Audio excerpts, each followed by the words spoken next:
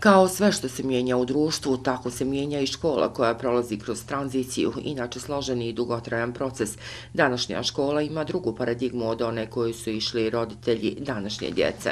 Iluzorno je tražiti od učenika da nauči sve ono što je savremena dostignuća poznaju, nego naš je zadatak, odnosno škola je zadatak da osposobi učenike, da on sam istražuje, da razumije šta je ispravno, šta nije ispravno, da učenika koji pokazuje neinteresovanje, da ga zainteresuje, da prepoznaju učenički talenat i vrijednosti njegove u kom pravcu mogu se afirmisati i da na takav način djeluju.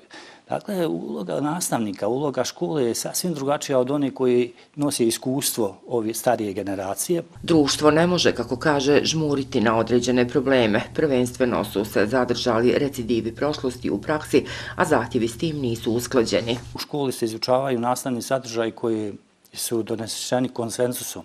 Dakle, u ono šta će učenik učiti, koji sastavni sadržaj ulazi u određeni nastavni program, bi trebalo i treba da učestvuju svi relevantni faktori u društvu.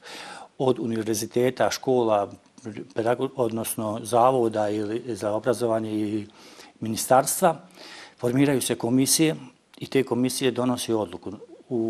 Da bi šta nešto ulazi u nastavni sadržaj, uzme se više faktora, imamo i kriterija koji treba da zadovoljiti sadržaj. I pedagoško-psihološki, i didaktičko-metodički, i socijalni, i kulturološki. Pa na kraju, kada govorimo o ujednačavanju tih nastavnih planova, vodi se računa kakvi su u našem okruženju, kakvi su nastavni planovi, šta djeca uči. Veoma teško je, ističe, rukovoditi se tuđim primjerima, jer svaki obrazovni sistem ima svoje specifičnosti. Treba vidjeti šta se pokazalo kao dobra praksa u okruženju, ali nikako prepisati, već prilagoditi.